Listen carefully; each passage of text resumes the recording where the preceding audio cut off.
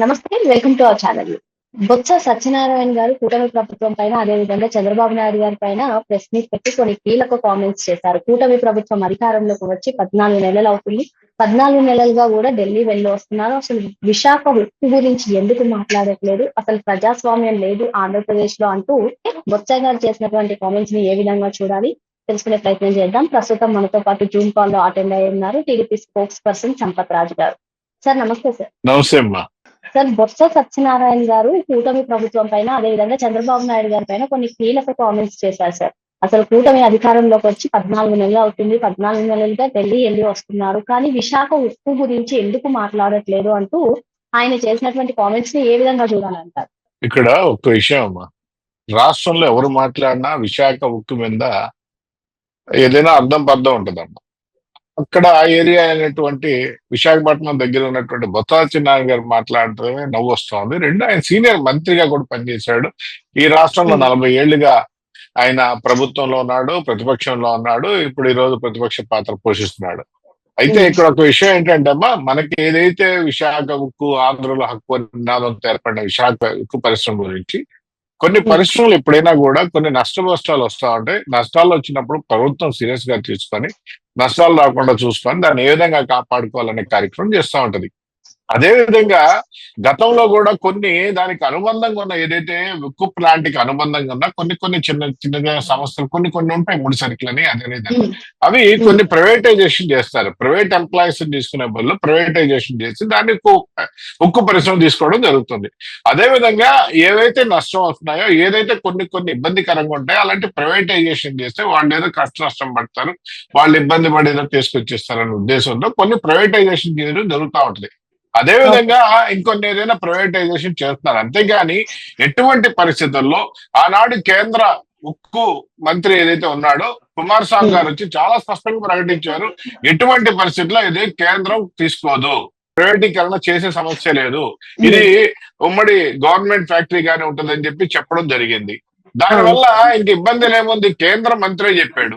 రెండు, నిన్నగాక మొన్న రీసెంట్ గా ఈ రాష్ట్రానికి సంబంధించి తెలుగుదేశం పార్టీ రాష్ట్ర అధ్యక్షుడు, అదేవిధంగా గాజువాక ఎమ్మెల్యే అయినటువంటి పల్లా శ్రీనివాస్ గారు చాలా స్పష్టంగా చెప్పారు, విశాఖ ఎటువంటి పరిస్థితుల్లో ప్రైవేటైజేషన్ చేయమని.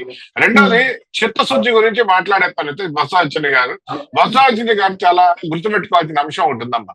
గతంలో చంద్రబాబు నాయుడు గారు 98లో కూడా ముఖ్యమంత్రిగా ఉన్నప్పుడు ఆనాడు ఇదే ఉక్కుకి 11,000 కోట్ల రూపాయల అవసరం అయితే, ఇబ్బందికరమైన పరిస్థితిలో ఉక్కు ప్లాంట్ ఉంటే ఆనాడు కూడా ఉక్కు పరిశ్రమ అమ్మేస్తున్నారు, చేస్తారు, ప్రైవేటైజేషన్ అయిపోద్దని ఏదేదో మాట్లాడితే, ఆనాడు వాజ్పేయి గారితో మాట్లాడి, ప్రధానమంత్రిగా ఉంటే వాజ్పేయి గారితో మాట్లాడి సుదీర్ఘమైన చర్చ జరిగి ఆనాడు అక్కడ ఉన్నటువంటి ఎంపీ సత్యనారాయణ గారు కానీ, కేంద్రంలో ఆనాడు పెద్ద దిక్కుగా ఉన్నటువంటి ఎర్రమనాయుడు గారు, ఆ ప్రాంత వాసులైన దానిలో వాళ్ళందరూ కూడా కోఆర్డినేట్ చేసుకొని 11,000 కోట్ల రూపాయలు ఆనాడు తీసుకురావడం జరిగింది బాబు గారు.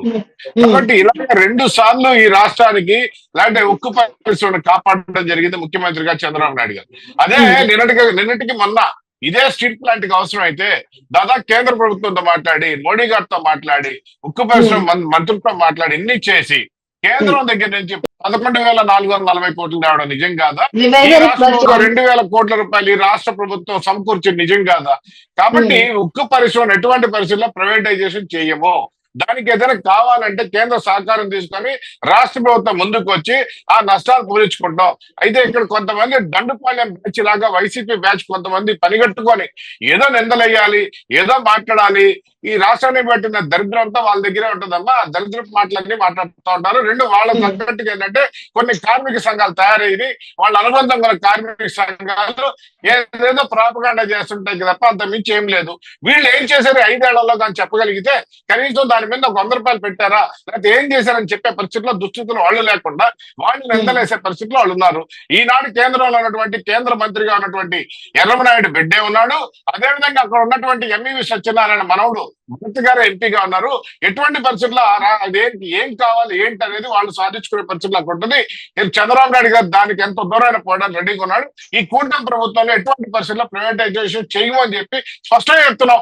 ఇంకా ఆయన మాట్లాడితే ఇంకేం పొద్దుమొక్క మాట్లాడినట్టు తీసుకోవాల్సి వస్తుందమ్మా. సార్, ఇంకా బొత్స సత్యనారాయణ గారు అదే ప్రెస్ మీట్ లో మాట్లాడుతూ అసలు హామీల గురించి ప్రశ్నిస్తే చాలు అక్రమ అరెస్టులు చేస్తున్నారు, ఈ అరెస్ట్ చేయాల్సి వస్తే చంద్రబాబు నాయుడు గారి పైన ఫస్ట్ కేసు పెట్టాలి, చంద్రబాబు నాయుడు గారిని అరెస్ట్ చేయాలంటూ ఆయన చేసినటువంటి కామెంట్స్ ఎంతవరకు కరెక్ట్ అంటారు? పోయిన ప్రభుత్వంలో 99 హామీలు చేయలే జగన్మోహన్ రెడ్డి గారు. మరి జగన్మోహన్ రెడ్డి గారు 99 హామీలు చేయలే. నేను వచ్చిన వెంటనే డిఎస్సి ఇస్తా అన్నాడు, మద్యపాన నిషేధం చేస్తా అన్నాడు, లేకపోతే ఏది బట్టి అది చెప్పేసి ఏమీ చేయకుండా ఉద్యోగాలు ఇవ్వకుండా డిఎస్సి ఇస్తా అన్నాడు. ఏం చేయకుండా మళ్ళీ ఉద్యోగస్తులు వీధులు పడ్డారు, నిరుద్యోగులు వీధులు పడ్డారు, రైతులు వీధులు పడ్డారు. అంటే ప్రతి ఒక్క వ్యవస్థని నీరు గార్చి గబ్బు గబ్బు చేసి గందరగోళంలో నెట్టేసిన జగన్మోహన్ రెడ్డి గారిని ఏ విధంగా ఈయన పోలీస్ స్టేషన్లో వేస్తాడంట? మేము ఏదైతే హామీలు ఇచ్చామో ఈ రాష్ట్రం కోసం దాదాపు 6 హామీలు ఇచ్చాము. 6 4 ఆల్రెడీ నెరవేరినాయి. 5వ హామీ ఉంది, ఆడబిడ్డ నిధి ఉంది. ఆడబిడ్డ నిధికి ఆల్రెడీ మన ప్రభుత్వం మన బడ్జెట్ లో 3,300 కోట్లు కేటాయించడం జరిగింది. మరో కూడా కేటాయిస్తారు. ఎటువంటి పరిస్థితుల్లో దసరాకు కూడా ఇంకో స్కీమ్ వస్తుంది. ఏం అర్థం కాల. కాకపోతే కొత్త స్కీమ్ ఒకటి తీసుకురావాలమ్మా. పెనాయిల్ స్కీమ్ అని తీసుకొచ్చి అందరికి పెనాయిల్తో నోళ్లు కడితే ఆ వాసన పోయన్నా నీటికి మాట్లాడుతున్నాం చూడాలా. కాబట్టి ఎటువంటి పరిస్థితుల్లో ఏదైతే కూటమి ప్రభుత్వం చెప్పిందో ప్రతి ఒక్క పథకం అమలవుతుంది. ఇంకొక సంవత్సరం తర్వాత ఈ పనికి మాలిన నోళ్లు వేసుకొని మాట్లాడే బ్యాచ్ ఎవరైతే ఉన్నారో వాళ్ళెవరు కూడా మాట్లాడే పరిస్థితి ఉండదు ఈ రాష్ట్రంలో. కాబట్టి ఇంకొక సంవత్సరం ఎదురు చూస్తే వాళ్ళకి అన్ని కూడా చూస్తారు. ఏం చెప్పింది ప్రభుత్వం, ఏం చేస్తుంది, ఏం చేయబోతుంది. రెండోది అక్రమ అరెస్టులు ఏందమ్మా? అక్రమ అరెస్టులు ఏంది? ఎవరిని అరెస్ట్ చేస్తున్నావు? జిల్లాకి 3-4 పనికి మాలిన యదవులు ఉంటే అలాంటి యదవుల్లో పనికి మాలిన బ్యాచ్ లో అరెస్ట్ చేస్తాను. మీకు వచ్చింది చెప్పింది.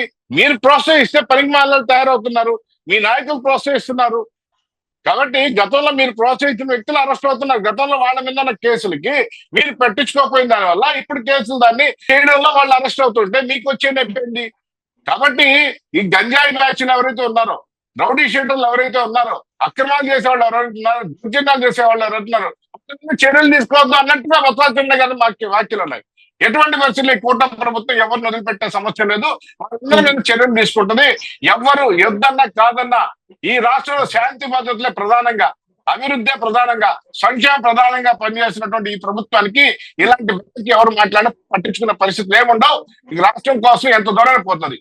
Okay sir. సార్ ఇంకా ఈ కూటమి ప్రభుత్వం అధికారంలోకి వచ్చిన తర్వాత కేంద్ర ప్రభుత్వం ఏదైతే రివైవరీ బడ్జెట్ విశాఖ స్టీల్ ప్లాంట్ కి అందించిందో అది కూడా తమ ప్రభుత్వ హయాంలో జగన్మోహన్ రెడ్డి వెళ్లి ఢిల్లీ పెద్దలతో కలవడం వల్లే వచ్చింది అంటూ వాళ్ళు చెప్తూ ఉన్నారు. దీనిపైన మీరేమంటారు? జగన్మోహన్ రెడ్డి గారు చాలా సుతపూసమ్మ. ఆయన అన్ని కలిసి ఆయనే చేసుకొచ్చాడు కదా.